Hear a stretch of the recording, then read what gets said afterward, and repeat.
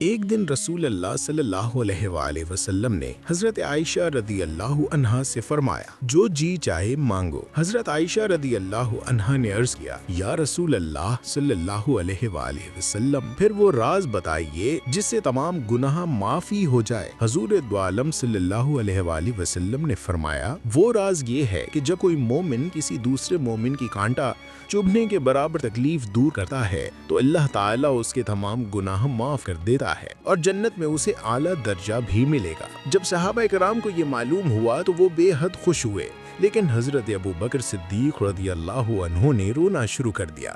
صحابہ کرام رضی اللہ عنہما کو تعجب ہوا۔ انہوں نے پوچھا، آپ کیوں روتے ہیں اے صادق و امین؟ حضرت ابو بکر صدیق رضی اللہ عنہ نے جواب دیا، میں اس لیے روتا ہوں کہ جب دوسرے کا دکھ دور کرنا گناہوں کی معافی اور جنتی ہونے کا ذریعہ بن سکتا ہے تو ان لوگوں کا کیا حشر ہوگا جو دوسروں کو دکھ پہنچاتے ہیں۔ جب رسول اللہ صلی اللہ علیہ وآلہ وسلم نے بتایا کہ کسی مومن کی تکلیف دور کرنا گناہوں کی معافی اور جنت کے اعلیٰ درجے کا سبب ہے تو صحابہ خوش ہوئے، مگر سیدنا ابو بکر صدیق رضی اللہ عنہ رو پڑے، کیونکہ اگر کسی کا دکھ دور کرنا جنت کا راستہ ہے تو پھر ان لوگوں کا انجام کیا ہوگا جو دوسروں کو تکلیف دیتے ہیں، ان کے دل دکھاتے ہیں، ان کی عزت پامال کرتے ہیں۔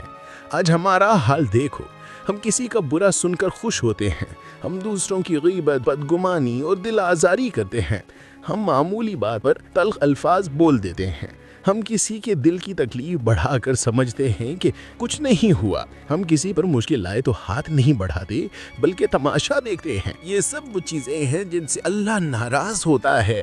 ہم سمجھتے ہیں کہ شاید یہ چھوٹی باتیں ہیں، حالانکہ اللہ کے نزدیک کسی کا دل دکھانا سب سے بڑا گناہ ہے۔ اللہ تعالیٰ فرماتا ہے، اور نیکی اور تقوی میں ایک دوسرے کی مدد کرو، اور رسول اللہ صلی اللہ علیہ وآلہ وسلم نے بھی فرمایا، مومن وہ ہے جس سے دوسرے لوگ محفوظ رہیں، زبان سے بھی، ہاتھ سے بھی۔ یا اللہ، یہ علم ہمارے دلوں میں روشنی بنا دے۔ آمین بولیں اور دوسروں تک پہنچائیں۔ اللہ آپ کو جزاتے فی امان اللہ۔